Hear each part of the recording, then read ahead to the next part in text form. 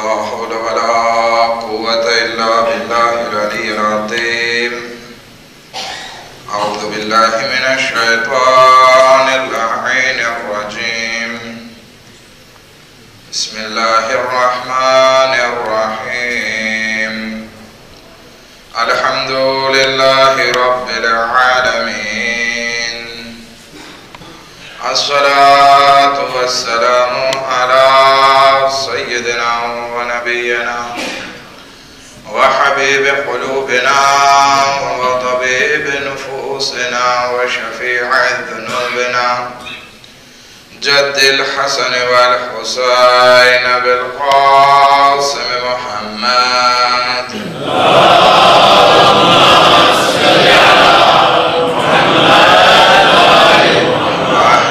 الطيبين الطاهرين المعصومين المظلومين ولعنة الله على أعدائهم أجمعين. أما بعد فقد قال الله تبارك وتعالى: بسم الله الرحمن الرحيم.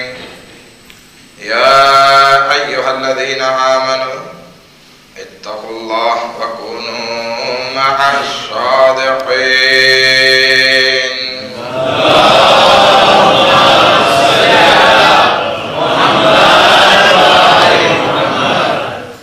આજની પુરદર્દ રાત કે જે મનસૂબ છે આપણા 10મા ઇમામ અલી નકી અલૈહિસ્સલામની શહાદતની રાતથી.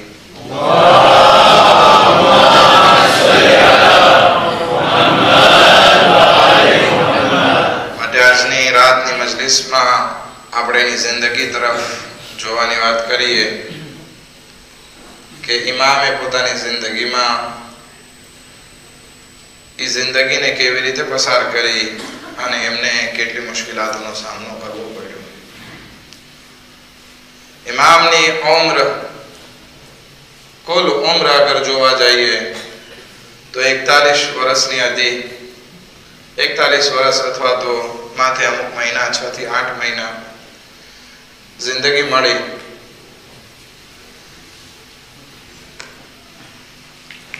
ઇમામતની મુદ્દત ઇમામની લગભગ 33 વર્ષ હતી. એટલે કે 33 વર્ષ સુધી ઇમામે અલી નકી અલૈહિસ્સલામે ઇમામતનો હોદ્દો સંભાળ્યો અને બહુ નાનકડી ઉંમરમાં આ હોદ્દાને સંભાળવો પડ્યો હતો.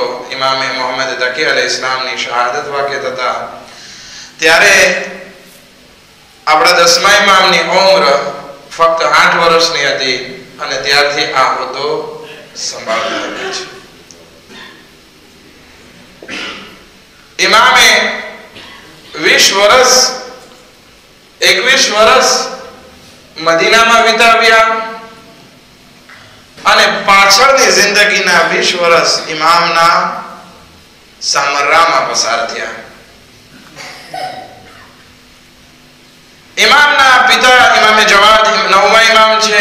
ઇમામની માતા કે જેનું નામ સમાના ખાતુન તારીખ લખે છે કે જે પહેલા એક કનીઝ હતા.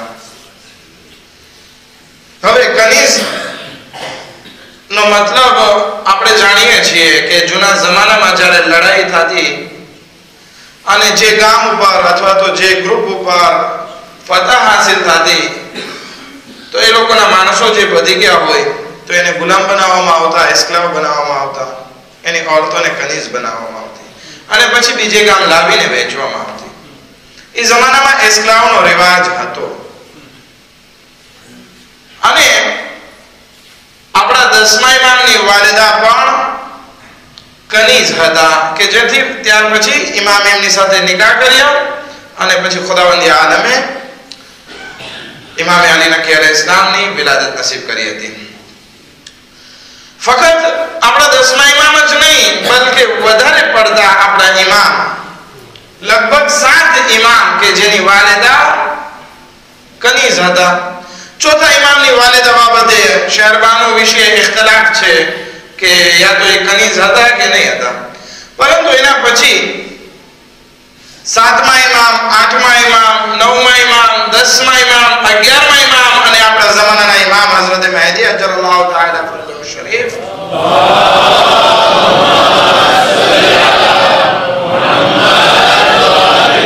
એ બધા વિશે મળે છે કે એમની માદરે ગિરામી પહેલા કનીઝી ઇખ્તિયાર કરેલી.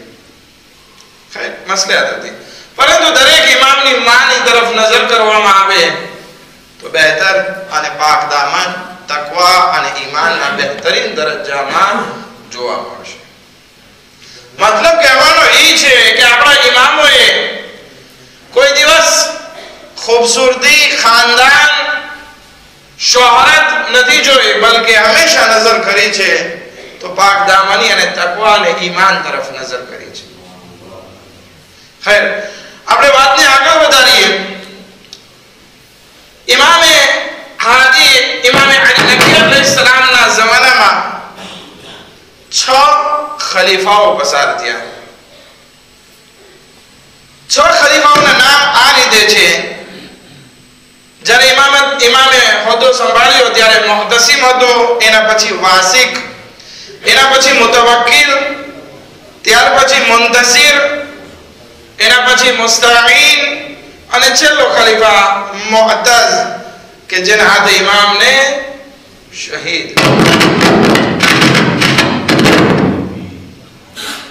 મુઅત્તઝના હાથે ઇમામને શહીદ કરવામાં આવે છે. એક દરૂદ પડે મોહમ્મદ.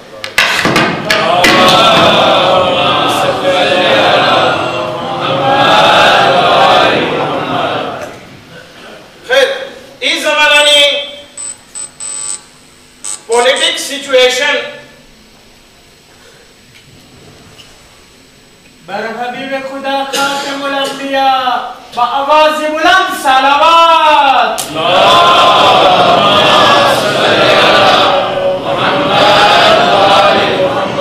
इस जमानानी अगर जो सियासी અને પોલિટિક સિચ્યુએશન ને આપણે નજર કરીએ તો બની અબ્બાસ નો જમાનો હતો. પરંતુ આ બની અબ્બાસ કે જેનો રોબ અને દબદબો જે આપણા 7મા ઇમામ ને 8મા ઇમામ ના જમાનામાં હતો, હવે આપણા 10મા ઇમામ ના જમાનામાં એવો દબદબો અને રોબ બાકી નથી રહ્યો. અને એનું કારણ એ લોકોની પર્સનાલિટી બાકી નથી રહી. એનું કારણ એ છે કારણ કે એ વખતે બની અબ્બાસની હુકુમતમાં વધારે પડતા તુર્કી લોકો શામિલ થઈ ગયા હતા, વધારે પડતા ગુલામો આવી ગયા હતા અને આખી આર્મી ટર્કી લોકોથી ભરેલી હતી. બધા સિપાહીઓ લગભગ જે છે એ આર્મી હતા. હવે આર્મી જે તરફ આ બની અબ્બાસના બાદશાહને લઈ જાય એ તરફ આ બની અબ્બાસના બાદશાહ ચાલતા. અને અગર જો કોઈ આ બની અબ્બાસના બાદશાહોમાં આડોવળો થાય તો પછી એને કત્લ કરાવી નાખતા. યા એની માના હાથે કત્લ કરાવે, યા એના દીકરાના હાથે કત્લ કરાવે, યા એના ભાઈના હાથે કત્લ કરાવે, યા પછી નહીં ઝહર આપીને એને કત્લ કરી નાખે. આ એ જમાનાની સિચ્યુએશન હતી. અહીંયા એક સવાલ આપણને આવે કે ટર્કી લોકોનો પાવર બની અબ્બાસની હુકુમતમાં એટલો બધો હતો, તેમ છતાં શા માટે આ ટર્કી લોકો ખિલાફતને હાથમાં ના લઈ શક્યા? કારણ એ હતું ટર્કી લોકોને એક ડર હતો કે એવું ના બને કે આપણે આ ગાદી હાથમાં લઈએ અને અરબ લોકો કે જે એ જમાનામાં મુતાસિબ હતા, અરબ અને અજમની વાત રાખતા હતા, ટર્કી લોકોને અજમ માનતા હતા, એવું ના બને કે આ અરબ લોકો અજમને કોઈ ખલીફા બનતા જોઈ અને બગાવત કરી બેસે. એટલા માટે ગાદી હાથમાં નહોતા લેતા, પરંતુ ગાદીનો રિમોટ કંટ્રોલ ટેલિકોમાન્ડ ટર્કી લોકોના હાથમાં હતો. પરંતુ એનો મતલબ એમ નહીં હતો કે આપણે આહલે બેત અલૈહિસ્સલામને શ્વાસ લેવાનો મોકો મળ્યો. નહીં, આ ટર્કી લોકો બની અબ્બાસના બાદશાહોને સારી રીતે રાખતા અને જ્યારે પણ બની અબ્બાસની હુકુમત ઉપર કઈ આંગળી આવે તો આ બંને એક થઈ અને એ ફિતનાને અથવા તો એ દુશ્મનોને દબાવવા ભરપૂર કોશિશ કરતા. બીજો પોઈન્ટ જે આપણને મળે બાબતે કે આ બનુ અબ્બાસ અને આ ટર્કી લોકો સૌથી વધારે અય્યાશ લોકો હતા. અય્યાશ એટલે અય્યાશી કરવાવાળા, રાત રાતની મહેફિલો જાગેલી હોય. એટલા માટે તો આપણે જોઈએ છીએ ને, હજી સુન્નત હાલે છે કે જેટલી પણ લગભગ રાતની મહેફિલો હોય છે એમાં ગુનાહ વધારે હોય છે. محمد وآل محمد والصلوات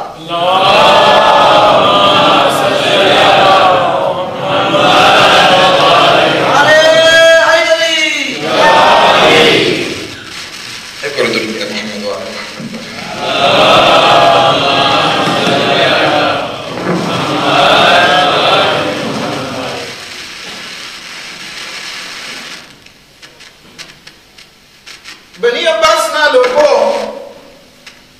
રાત રાત જાગી શરાબનોશી, ગાયન, જુગાર, નાચગાન આવી બધી મહેફિલોમાં હંમેશા મસરૂફ રહેતા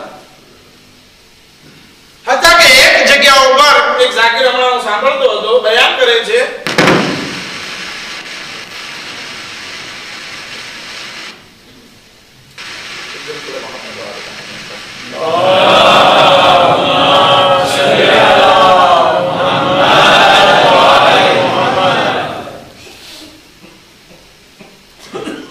ઝાકિર બયાન કરે છે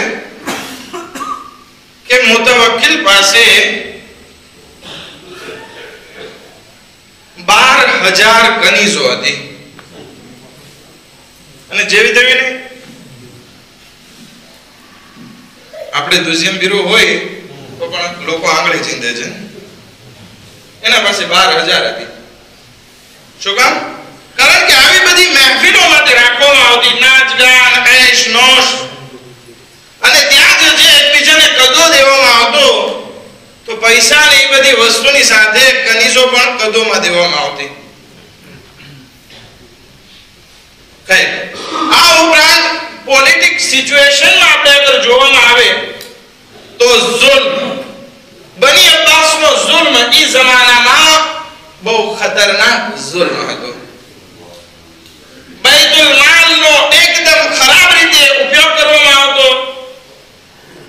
આપણે બહુ ધ્યાન રાખીએ છીએ અલહમદુલિલ્લાહ બધા કે બૈતુલ માલનો જરા પણ આડોવળો ના થાય એટલા માટે આપણે સભાઓમાં હિસાબ રાખીએ છીએ, હિસાબ આફીશે કરીએ છીએ. પરંતુ એ જમાનામાં બૈતુલ માલથી શરાબ પીવાતી, જુગાર રમાતો, કનીઝો ખરીદાતી, ફામીમાં જેમને તેમ ઉડાવ કરવામાં આવતો. આ એ જમાનાની સિચ્યુએશન. પણ આ બધો પૈસો આવતો ક્યાંથી? શિયાઓના ઘરને લૂંટી લૂંટીને આ પૈસો, આ બૈતુલ માલ ભેગો કરવામાં આવતો. આ 6 જે ખલીફાઓના નામ આપ્યા એમાંથી સૌથી ખરાબમાં ખરાબ ખલીફો અગર પસાર થયો હોય તો એ છે મુતવક્કિલ. આ મુતવક્કિલે ઇમામે હુસૈન અલૈહિસ્સલામના રોઝાને એક વાર નહીં બલકે 17 વાર જે છે ઇન્હિદામ કર્યું છે. બેત અલૈહિસ્સલામના દુશ્મનો ઉપર 63 વાર જે છે ઇમામે હુસૈન અલૈહિસ્સલામના રોઝાને ખરાબ કર્યો છે. જેવા બનાવતા માણસો વળી આવીને ખરાબ કરી દો.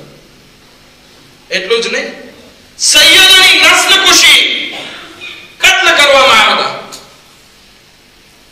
એક જિંદાનની બાબતમાં વાત મળે છે કે ઈ જિંદાનમાં ફક્ત સૈદાની औरतोને રાખવામાં આવી હતી અને ઈ લોકોની હાલત એટલી ખરાબ હતી કે ઈ આખા જિંદાનમાં, આખું જિંદાન ભરેલું હતું, એ બધામાંથી એક પાસે એક જોડી લિબાસ સારો હતો, બાકી કોઈ પાસે લિબાસ નહીં હતા.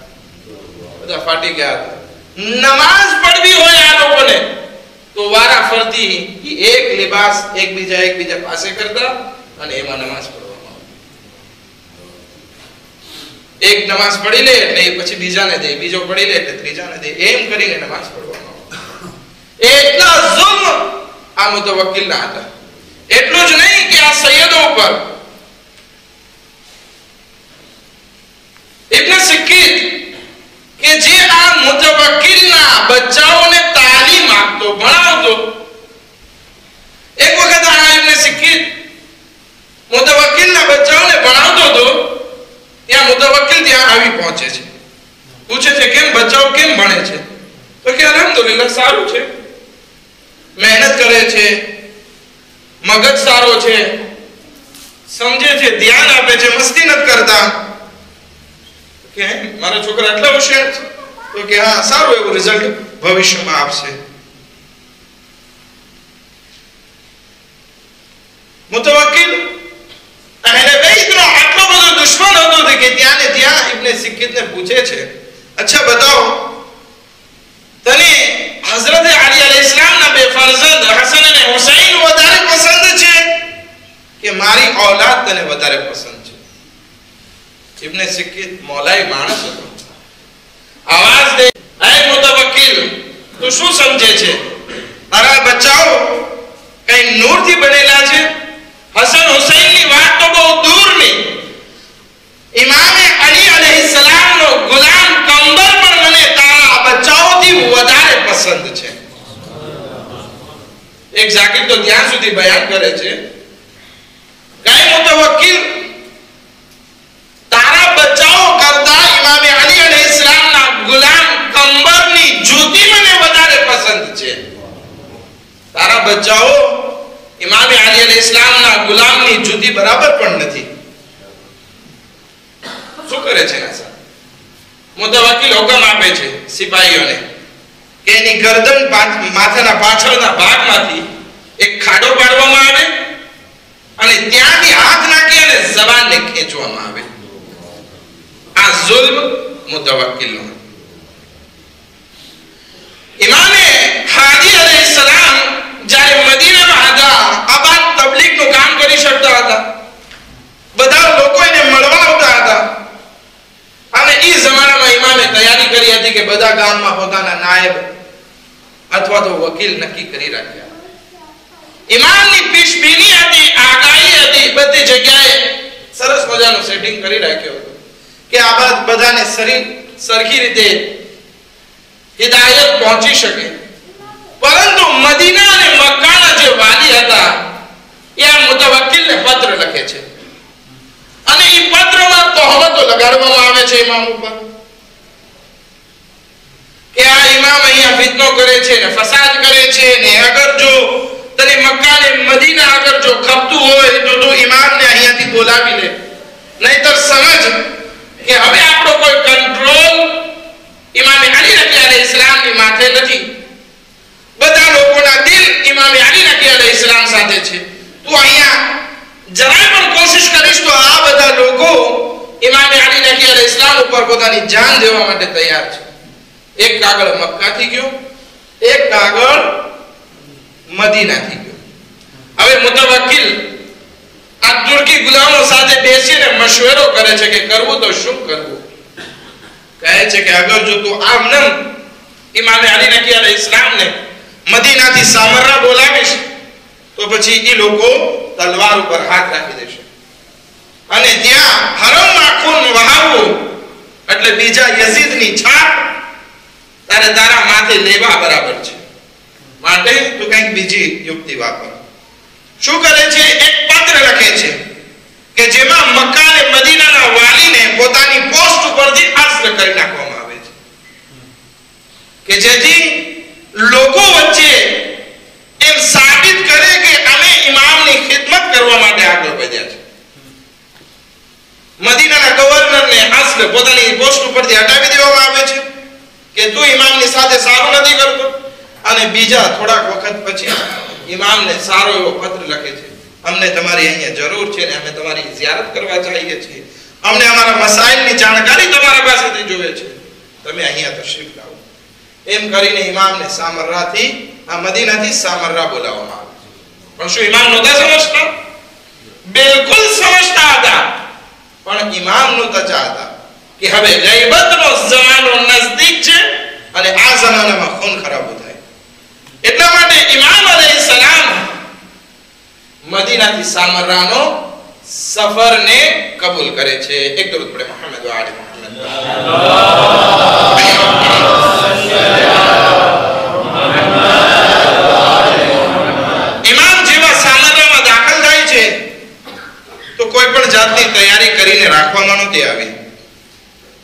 ઇમામ માટે કઈ ઘરની તૈયારી કરવામાં આવી હોય નહીં.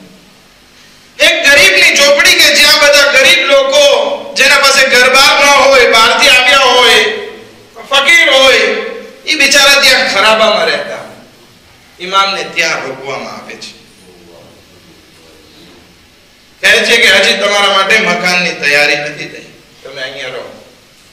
ચાહતો હતો કે ઇમામને એના થકી નીચો દેખાડે.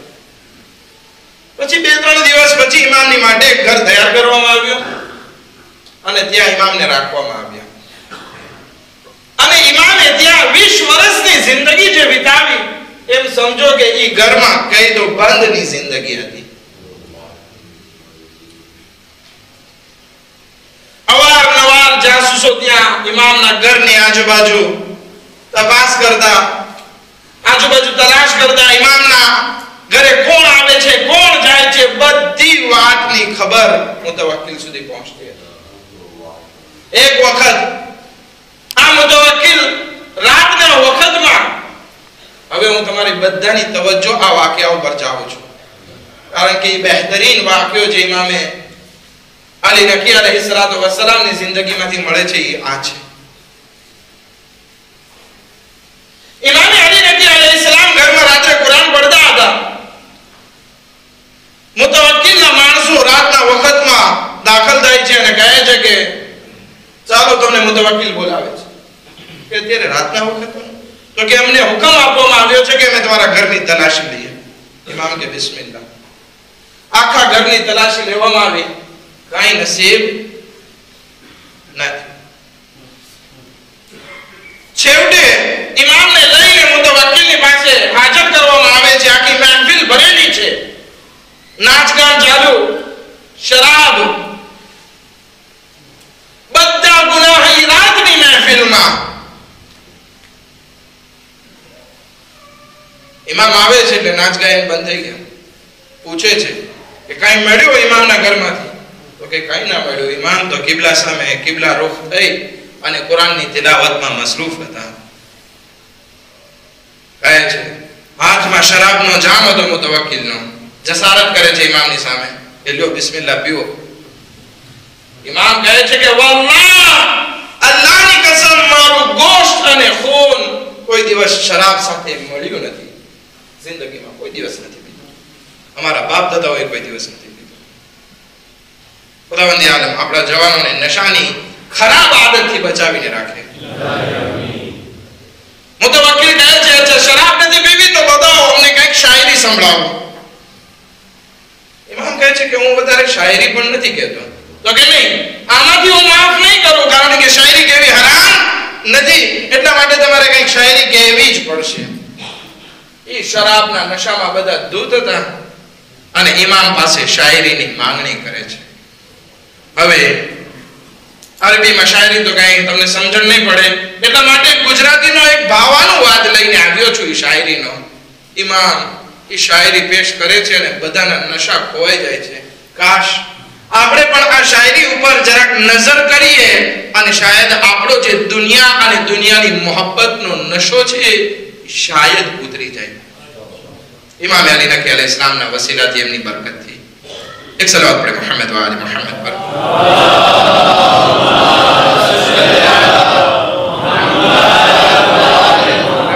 ઇમામ કહે છે ઠીક છે, હું શાયરી પઢું છું. અરબીમાં શાયરી પડે છે, એનો તર્જુમો કંઈક આ રીતે છે. કુદરતમંદ હાકીમો પહાડો જેવા મજબૂત મહેલોમાં રહેતા હતા.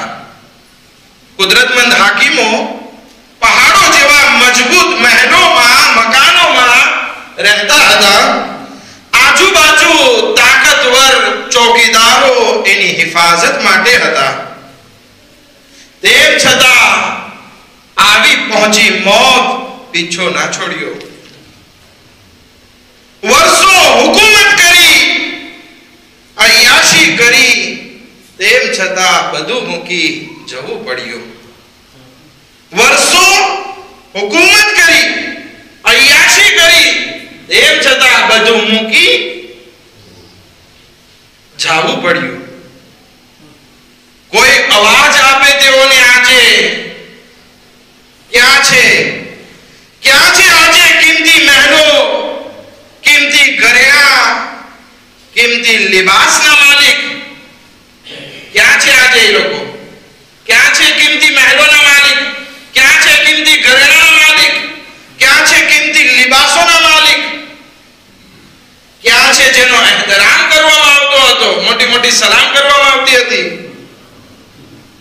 અને તેના એહતરામમાં કિંમતી પડદા, આપણી ભાષામાં કહીએ તો લાલ મોકેટ બિછાવવામાં આવતી હતી? ક્યાં છે એ લોકો? કોઈ આવાજ નહીં દે, કબ્ર પુકારશે.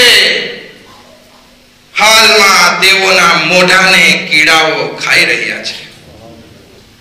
હાલમાં તેઓના મોઢાને કીડાઓ ખાઈ રહ્યા છીએ. આ દુનિયા ઉપર તકબ્બુર અને ફખર ના કરીએ કે મારી પાસે આ બધું છે. એક દિવસ કબ્રમાં જાશું એટલે મોઢાને, કાનને, નાકને, આંખમાંથી કીડો નીકળવાની શરૂ થશે. આખું શરીર ઈળોથી ભરાઈ જશે અને ફાટશે. ત્યારે કોઈ બચાવવા વાળું નહીં હોય. ના औलाद, ના માલો દौलत, ના ખુરશી, ના ફકરો ફાકા, કોઈ વસ્તુ નહીં. ઇમામ આગળ ફરમાવે છે, એ કબ્ર આવાજ દે છે. હાલમાં તેઓના મોઢાને કીડા ખાઈ રહ્યા છે. જેઓ ખાતા હતા સ્વાદિષ્ટ ખાણા, જેઓ ખાતા હતા સ્વાદિષ્ટ ખાણા અને મનપસંદ પીણા, તેઓ ખુદ આજે કીડા મકોડાનો ખોરાક બની રહ્યા છે.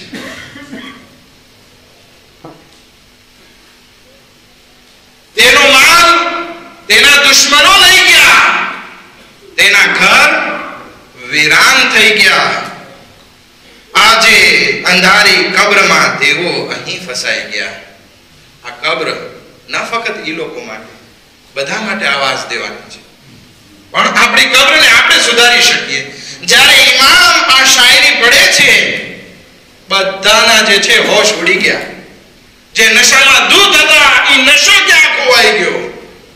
બધી શરાબ ભેગી કરીને મૂકી દેવામાં આવી. ઇમામને માફી માંગવામાં આવી કે મોલા માફ કરજો, અમે તમને હેરાન કર્યા.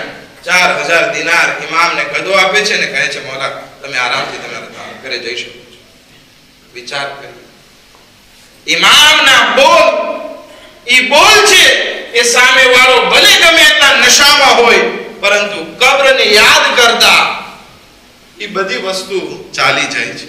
ઘણી વખત આપણને પણ મન થાય ચાલો ગુનાહ કરીએ, ચાલો ફલાણી મહેફિલમાં જઈએ, ચાલો ફલાણા નાઇટ ક્લબમાં જઈએ, ચાલો ફલાણો નશો કરીએ, પરંતુ કબ્રને યાદ કરજો. આ કબ્ર એવી વસ્તુ છે કે જે આપણી મોહબ્બત, આ દુનિયાની મોહબ્બતનો નશો ઉતારી શકે છે. એક દુર પડે મોહમ્મદ વાલે મોહમ્મદ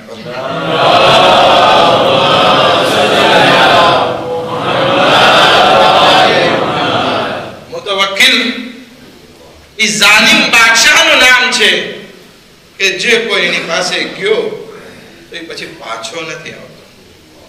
યા તો એને કેદ કરવામાં આવે, યા એને સજા દેવામાં આવે, યા એને કત્લ કરવામાં આવે.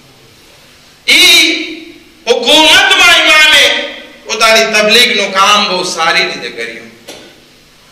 અબ્દુર્રહમાન ઇસ્ફહાની કે જે એક જમાનામાં ગરીબ થઈ ગયો કે ચાલ હું સામરા જાઉં અને ખલીફા પાસેથી કંઈક માંગણી કરું, કરજો લો કે જેથી મારું કામ આગળ વધે. એ હજી દરબારમાં દાખલ થાય છે. એ વખતે મુતવક્કિલ બહુ ગુસ્સામાં નિર્વ્યા બ્લોક હતો. ઘણી વખત ઘણા માણસો નિર્વ્યા બ્લોક હોય એને સાચી વાત પણ નથી કહી શકાતી. આપણને ખબર હોય કે આ ગુસ્સામાં ખોટો નિર્ણય લે છે, તો શું કરે? હાલવા દે આગળ. દુઆ કરવા સિવાય બીજો તો કઈ રસ્તો નથી દેખાતો. એ માણસ અબ્દુર્રહમાન ઇસ્ફહાની ઇમામને નહોતો ઓળખતો, સુન્ની મઝહબ હતો. એ કહે છે કે આ શા માટે એટલો બધો ગુસ્સે છે? એવામાં ઇમામ પોતાના મુતવક્કિલ પોતાના ગુસ્સાને જે છે ઇમામે હાદી ઇમામે અલી નકી અલૈહિસ્સલામ ઉપર ઉતારવા કોશિશ કરે છે કે આ બધી પ્રોબ્લેમ જે છે ઇમામે અલી નકી અલૈહિસ્સલામના કારણે થાય છે. એને બોલાવો, આજે એને સજા આપો. આ માણસ ઉભો વિચાર કરે છે કે ખુદાયા એ માણસ કોણ હશે? આ માણસનો ગુસ્સો બીજા ઉપર છે અને એને ઉતારવો છે ઇમામે હાદી ઉપર. કોણ છે ઇમામે હાથી હું તો નથી ઓળખતો, પણ ખુદાયા તું એની હિફાજત કરજે, તું એની મદદ ફરમાવજે. ઇમામને બોલાવવા મોકલે છે. આવે છે ઇમામ. જેવા દરબારમાં દાખલ થાય છે, આ માણસ દરવાજા પાસે હતો. ઇમામ ત્યાં ઉભા રહે છે અને કહે છે કે ખુદાએ તારી દુઆને કબૂલ કરી. મને ઇન્શાઅલ્લાહ કઈ વાંધો નહીં આવે, પણ હું પણ તારા માટે એક દુઆ કરું છું કે ખુદા તારા માલમાં બરકત આપે, તારી ઔલાદમાં બરકત આપે અને તારી ઉંમરમાં બરકત આપે. આપણે ઘણીવાર ઇમામે ઝમાના અલૈહિસ્સલામની દુઆ પઢવામાં, અલ્લાહુમ્મા કુલ્લી વલિયકલ પઢવામાં આપણે આળસ કરતા હોય, ઇલાહી અઝમલ બલા પઢવામાં આળસ કરતા હોય. આપણે એમ કહેતા હોય કે શું જરૂર છે આપણી દુઆની ઇમામને? ઇમામ તો ખુદ જે છે એ મોજિઝાના માલિક છે. નહીં, આપણે અગર ઇમામ માટે દુઆ કરશું, ઇમામ ખુદ આપણા માટે દુઆ કરશે. આપણી દુઆ કબૂલ થાય કે ના થાય ખબર નથી, પરંતુ ઇમામ એ માસૂમ હસ્તીનું નામ છે કે જેની દુઆ કોઈ દિવસ રદ નથી થતી. એક દુરૂદ પર મુહમ્મદ વ આલી મુહમ્મદ.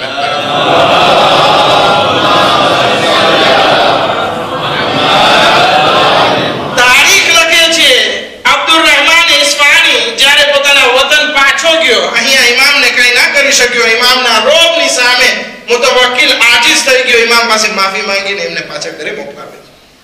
અબ્દુર રહેમાન ઇસ્ફાની પોતાના ઘરે જાય છે.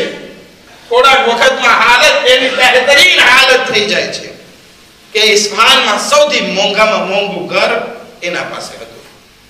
કેટલી ખુદાએ ઔલાદ આપી અને લાંબી ઉંમર નસીબ થઈ. એ હંમેશા કહેતો રહ્યો કે આ બીજું કોઈ નહીં બલકે રસૂલના ફરઝંદ અલી નકી અલૈહિસ્સલામની દુઆના કારણે મને આ બધું નસીબ થયું છે.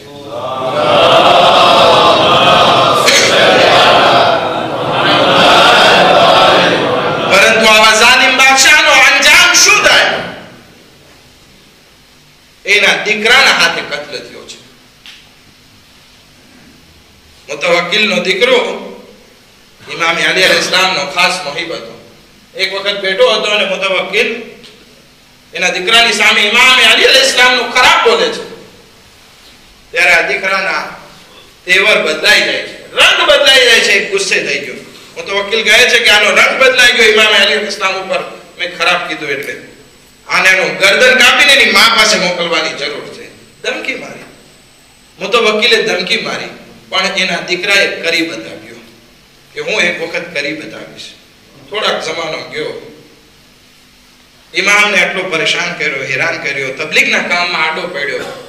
શું એના દીકરાએ એક વખત મોકો ગોતી મુતવક્કિલનું માથું જુદું કરી નાખ્યું. ત્યાર પછી બીજો ખલીફા આવ્યો. મુઅત્તઝ જ્યારે આવે છે કહે છે કે અત્યાર સુધી 6 ખલીફા, છઠ્ઠો ખલીફા છું અને બધાએ ઇમામે હાદી અલૈહિસ્સલામ સાથે દુશ્મનાવટ લીધી, પરંતુ હું આ દુશ્મનાવટને ખતમ કરું. ઇમામના ખાવામાં ઝહેર મોકલાવે છે, ઇમામ પાસે મોકલે છે. ઇમામ એ ઘરમાં જાહેરમાં તો આઝાદ હતા, પરંતુ નજર કેદ હતા. ઇમામ એ ખાવાનું ખાય છે, ઝહેરનો અસર પૂરા બદનમાં ફેલાવા લાગે છે, એટલે સુધી કે ઇમામની રૂહ કબ્ઝ થાય છે. ઇમામ હસન અસ્કરી અલૈહિસ્સલામ એ જ ઘરમાં ઇમામને ગુસ્લો કફન આપે છે, એમને ત્યાં જ કબ્ર બનાવે છે, એમના ઉપર ઇમામ હસન અસ્કરી અલૈહિસ્સલામ નમાઝ પઢે છે અને ઇમામે હાદી અલૈહિસ્સલામને સુપુર્દ લહેદ કરે છે. હું કહીશ મૌલા તમે તમારા ઘરમાં નહીં બલકે કેદખાનામાં દફન કરવામાં આવ્યા છો, પરંતુ મૌલા ખુશ નસીબ